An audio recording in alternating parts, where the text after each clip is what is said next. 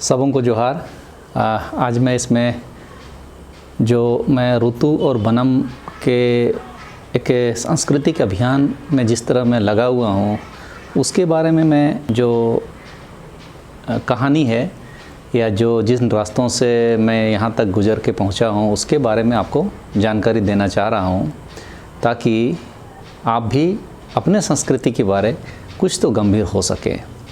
माघे पर्व में संस्कृति के पारंपरिक रंगों को खड़ा करने की चाहत मेरे अंदर 2006-07 के आसपास ही पैदा हो गई थी।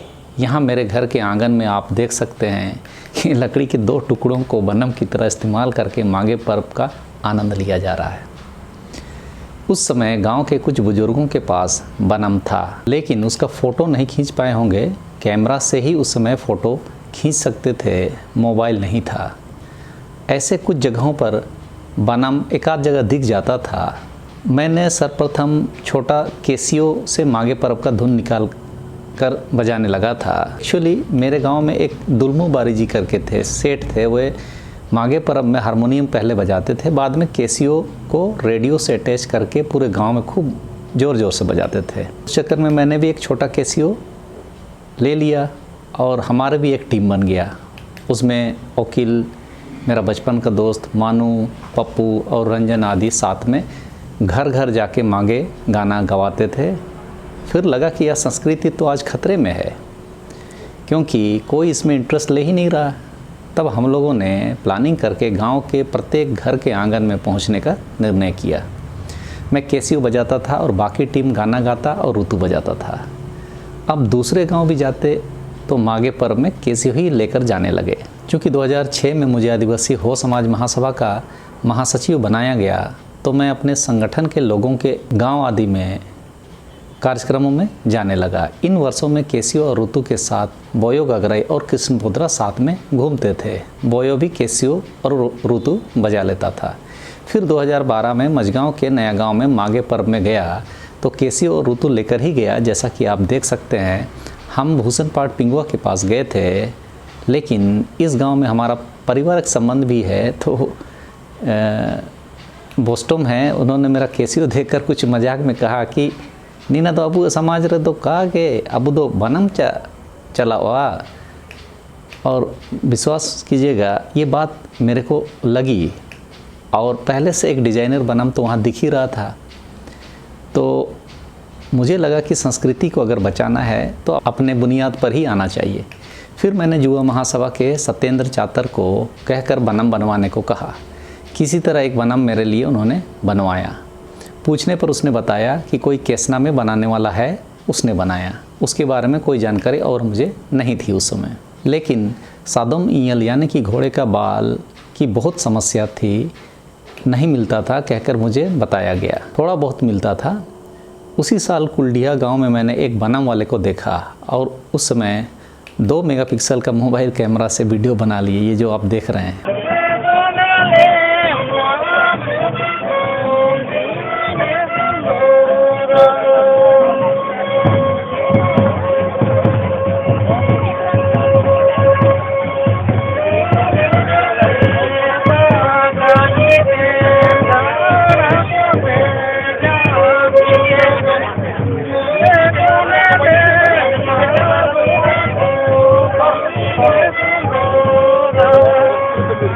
उस समय मधुसूदन मारला जी के साथ हम लोग वहाँ गए थे। मेरे गांव में कैसियो और माउथ ऑर्गन से ऐसे लोग गाना आदि गाते थे। हम लोग घर घर जाते थे। अपना फ़ोटो नहीं खींच पाए होंगे, क्योंकि मेरे फाइल में मेरा उस समय का कोई फ़ोटो नहीं दिखा। डब्बा वाला मोबाइल फ़ोन तब तक आ गया था, लेकिन फ़ोटो वगैरह के लिए कैमरा पर ही आश्रित थे। और गाँव वालों को कैमरा से फ़ोटो खींचना भी नहीं आता था। अपने खींचो, नहीं तो कुछ नहीं आएगा। 2013 में मेरे पास वनम तो आ गया था, लेकिन बजा नहीं पाते थे। एक तो घोड़े का बाल लोकल टाइप का होने से उसमें धुन ठीक से नहीं आ रहा था। बाज़ार में हम लोगों ने बहुत खोजा, लेकिन कहीं नहीं मिल पा रहा था। अब वनम से आस उठने सा लगा। लेकिन कैसियो में अब हमने भी रेडियो लगा दिया था, तो सुसुन अखाड़ों में भी आवाज़ गूंजने लगी। मेरे गांव के जो बारी सेठ जी थे, जब हमारा सिस्टम मॉडर्न लगा तो वे सोचने लगे कि अब हमारा समय उतर गया, और उन्होंने इस उम्मीद में कि ये लड़के अब माघे पर्व के गानों को बचाने की लड़ाई सही से ले रहे हैं, तो वो धीरे धीरे वे अपने कैसियो के अभियान को उन्होंने कम कर दिया और हम लोग पूरे जोशो खरोश से माघे पर्व सब में जाने लगे। अपने गांव में तो जमकर गाना बजाना हो जा रहा था, लेकिन घोड़े का बाल नहीं मिलने से जो एकाध बनम था वो भी शांत हो चुका था। ऋतु में मैं तब तक माघे धुनों को ठीक से बजाने लगा था। कैसियो में तो मैं महारत था ही, लेकिन बनम में हाथ तंगी ही रहा। 2013 में हमने सत्येंद्र चातर, इपिल समन और रमेश बिरुआ आदि के साथ पड़सा माघे पर्व में कम से कम 20-21 घरों में जाकर गाना बजाना किया। अपना हागा गांव है बोलकर सभी घरों में लोग इंतज़ार के साथ स्वागत कर रहे थे। 11 बजे दिन से लेकर 11 बजे रात तक हम लोग घर घर कैसियो और ऋतु के साथ घूमे। इपिल समत तो उस समय भी आंगन में घुसने से पहले ही गाना शुरू कर देता था। गजब समा बना था और आज भी हमें वो दिन याद है। उस अभियान ने हमें माघे पर्व में घूमने के तरीके को नया आयाम दिया। गांव के पढ़े लिखे लोगों में उस वर्ष से माघे पर्व में गाना बजाने के अभियान को सकारात्मक रूप से लिया जाने लगा। कारण भी था कि इतने पढ़े लिखे लोग यदि इस अभियान को कर रहे हैं तो स्वाभाविक है कोई हमें जनता लिखा पे होनर तना बोलकर ताना नहीं मारा, और आज तक किसी ने मुझे ऐसा बोलने का हिम्मत नहीं किया, वरन सब ने अपनी इस संस्कृति को बचाने का वचन ही दिया। शायद इसी जगह पर गांव के भले ही हमसे ज़्यादा जानने वाला लड़का हो और वो यदि ऐसे ही घूमता तो उन्हें पक्का जंटा बोल दिया जाता। यही तो हर समाज का नज़रिया है। अब हम कार में ऋतु और कैसियो लेकर उतरते हैं तो पहला इम्प्रेशन वहीं खड़ा होता है कि ऋतु बनम तो अपनी संस्कृति है। नहीं तो लोग अक्सर बोलते सुने जाते रहे हैं कि ऋतु बनम दो उरी गुपितन को बजाओ। ये तो समाज की स्थिति है। चूँकि मैं महासभा का महासचिव था और संगठन को जुआ महासभा, द्यूरी महासभा आदि तक पहुंचा दिए थे, तो समाज में एक रेस्पेक्ट मेरे लिए था और कई विस्थापन विरोधी आंदोलनों में अगुवाई करने के कारण बहुत सारे लोग मेरे नाम से वाकिफ़ भी थे इलाकों में। पड़सा गांव के अभियान में भी पांडुकी के प्रदीप हेम्ब्रम हम लोगों के उस अभियान से बहुत प्रभावित हुए, तो अगले वर्षों में वो भी हमारे इस अभियान में जुड़ गए। 2014 में मोबाइल फ़ोन का कैमरा बेहतर हुआ और मेरा साथ गांव के जो अपने वकील थे, मानू, रंजन, पप्पू, डायबोर, गुरु, तो मझगांव में सत्येंद्र चातर और प्रदीप हेम्ब्रम, सासे में गोपाल बोदरा, गुली में विभीषण बिरुआ, ये हमें साथ दे रहे थे। उस साल तक सरेंसिया गांव में भी लखन और बांदा ने राचा की संस्कृति को खड़ा करने में मेरे साथ रहे और आज वहाँ बामा, गुलिये, चौरन, सोना, बोयोला, गुरी आदि काफ़ी बड़ी टीम मेरे गांव के बाद इसी गांव में इतनी बड़ी टीम है। यानी माघे पर्व में राचा के संस्कृति को खड़ा करने की कोशिश के ये साथी रहे हैं। टीम बड़ा होने से बनम के लिए घोड़े का बाल की ज़रूरत पड़ने लगी। स्थानीय से लेकर राज्य तक और देश स्तर पर मैंने बहुत खोजा, लेकिन नहीं मिला। तब ऑनलाइन मैंने अमेरिका से मंगोलियन घोड़ा का बाल जो 31-32 इंच का होता है मंगवाया। पैसा काफ़ी लगा, लेकिन जुनून के सामने कम था। साल 2015 मेरे साथ माघे पर्व का अभियान को पंख लग गए। हमारे गांव में तो जमकर माघे पर्व का जश्न मनना शुरू हो चुका था और इस बार तो लगभग हर घर के आंगन में हम अपने गांव में पहुंचे होंगे। बनम तो तैयार था, लेकिन महफिल में बजाने लायक हम तैयार नहीं थे। सो कैसियो और ऋतु से ही अभियान जारी रखे। यह साल नए साथियों के लिए अच्छा साल था। अपने गांव में तो हम पूरी टीम में माघे पर्व मनाएं और बहुत यादगार रहा ये साल। अब हमें चस्का लग चुका था, क्योंकि पिछले वर्ष हम कुछ गाँव का दौरा किए थे, तो गांव के रेजन जो हमारे टीम का सदस्य है ने दारा के एक दोस्त के यहाँ माघे पर्व में जाने का प्रस्ताव दिया। तो वो खुद गांव से आया और मैं चईबासा से। वहाँ उसका दोस्त दिलदार पूर्ति के यहाँ माघे पर्व था। उस घर में और भी कई लड़के आए हुए थे, जिसमें रोबिन अल्डा, सोमा जेराई, सोमा अल्डा, गलाय पूर्ति आदि भी थे। आप देख सकते हैं राचा को हमने वहाँ जिंदा सा कर दिया। बच्चे बूढ़े सभी उस मनोरंजन का हिस्सा बने। यहीं से ये लड़के मेरे संपर्क में आए और उस वर्ष बाकी सब जगह ये लोग मेरे साथ घूमे और राचा की संस्कृति को जीवंत किए।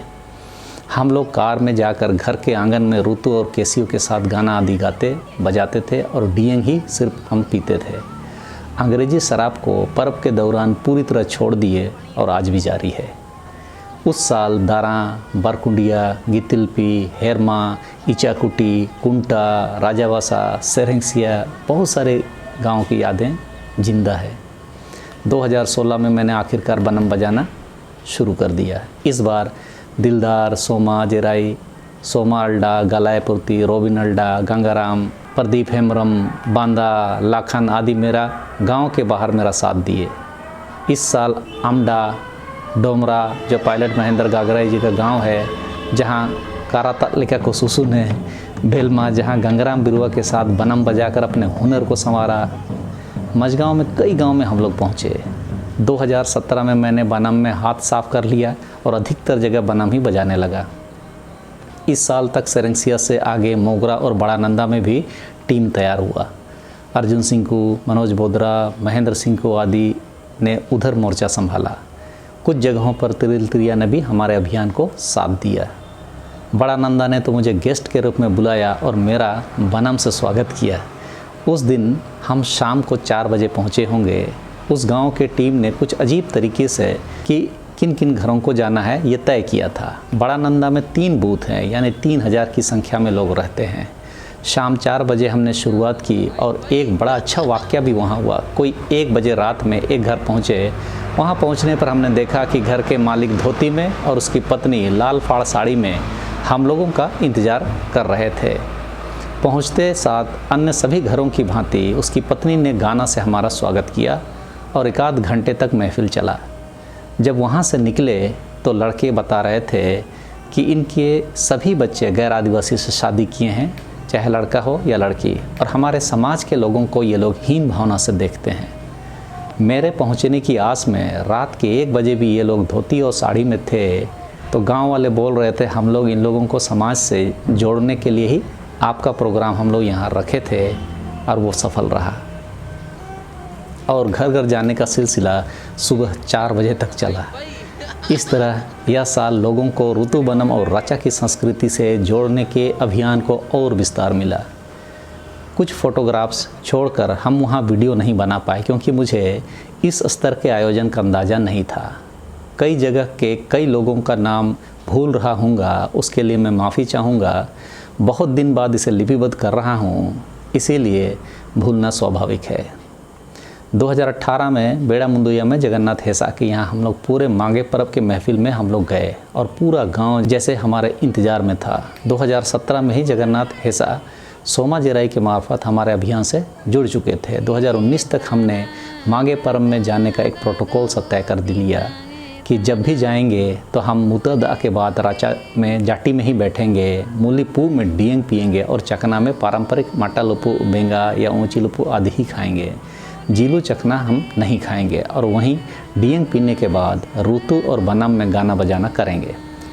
हम तो मी बरपू डियंग पी लेते हैं, लेकिन हमें देखने वाले उससे प्रेरित होकर खुद भी अंग्रेजी की जगह मेरे साथ डियंग पीने लगे। जब हम शुरू कर रहे थे तो उस समय बनम के लिए साजो सामान बाज़ार में उपलब्ध नहीं था। आज बाज़ार में उपलब्ध है। कुछ तो परिवर्तन हुआ होगा। कहीं भी किसी गांव जाता हूं और कोई नौकरी वाले लोग मिलते हैं तो मैं उन्हें कम से कम अपने तरफ से एक बनम गांव के नाम खरीदने की बात बोलता हूं। खुद ना भी बजाएं, लेकिन गांव में कोई तो होगा जो बजा सकेगा, ताकि यह वाद्य यंत्र विलुप्त होने से बचे। ऋतु में ढेर सारा लेकर चलता हूँ, कोई बजा सकने वाला मिलता है तो उसे दे देते हैं। खैर, मैं उन सभी साथियों को इस वीडियो के माध्यम से धन्यवाद देना चाहता था जो मेरे इस अभियान में साथ रहे, और अब अगली पीढ़ी की जिम्मेवारी है कि यदि अपनी इस संस्कृति को बचाना है तो लोगों को आगे आना ही होगा, नहीं तो यह हमारे इतिहास में दर्ज हो जाएगा। मेरा मानना है कि यदि कोशिश होगी तो रिज़ल्ट भी दिखेगा, और कोशिश नहीं होगी तो मेरे वीडियो आप इस ब्लॉग चैनल पर देखते रहिए। और हाँ, मेरे पास सैकड़ों घंटों का फुल वीडियो कई गाँवों का है। उसे यदि डिकोड किया जाए तो हमारा समाज गीतों से भर जाएगा। देखते हैं इस दिशा में कुछ किया जा सकता है या सकेगा या नहीं, क्योंकि इसे लिपिबद्ध करने में मेहनत और संसाधन की ज़रूरत होगी। मैं इस पर कोई स्पष्ट मत नहीं बना पाया हूँ, सिर्फ सतही सोच के साथ यह बात बोल रहा हूँ। इसे परिपक्व बनाने में संसाधनों की आवश्यकता को पूरा करना एक महत्वपूर्ण घटक है। खैर, अब इस वीडियो को समाप्त करने का समय आ गया है। हो समाज के आप सभी को यह प्रयास कैसा लगा ज़रूर कमेंट में बताएं।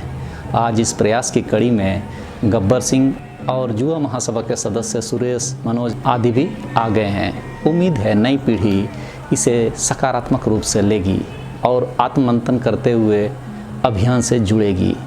सभी को जोहार और बीटीएम।